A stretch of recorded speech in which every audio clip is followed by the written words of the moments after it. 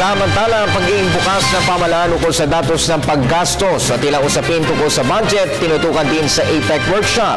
May ulat si Jade Miguel mula sa Bataan, live.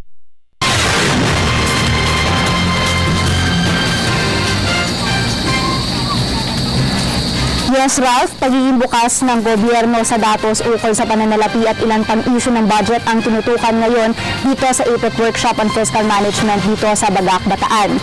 Partikular na dito ang online bidding kung saan mas pinadali at ginawang electronic ang pagsusumite ng mga dokumento para sa bidders. Sinimulan ito sa mga bidding ng proyekto sa DPWH at ayon kay DBM Undersecretary Richard Moya, kung magtatagumpay ito ay i-roll out ang inisyatibo sa lahat ng proyekto ng ahensya ng gobyerno. Sa kasalukuyan, mayroon tayong Philippine Government Electronic Procurement projects na sinimula noong taong 2000 kung saan makikita rito ang mga impormasyon ukol sa reference, schedule ng bid, nanalong bidder at halaga ng kontrata ng isang proyekto. Maaari itong ma-access sa philjeps.gov.ph at kabilang na sa mga magagandang naidulot nito ay ang kabawasan sa cost ng procurement, kabilang na ang mga ads sa dyaryo at mas pinaigting na transparency sa procurement ng gobyerno.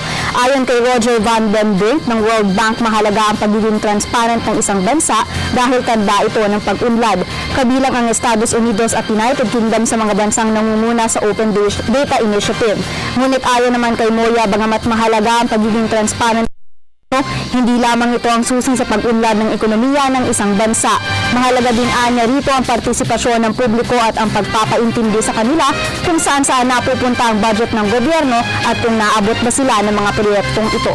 At yan muna ang pinakahuling balita mula dito sa APEC Workshop on Fiscal Management dito sa Bagac, Bataan. Kasamang RTVM, ako po si Jade Miguel, nag-uulat para sa Telebisyon ng Bayan. Maraming salamat, Jade Miguel.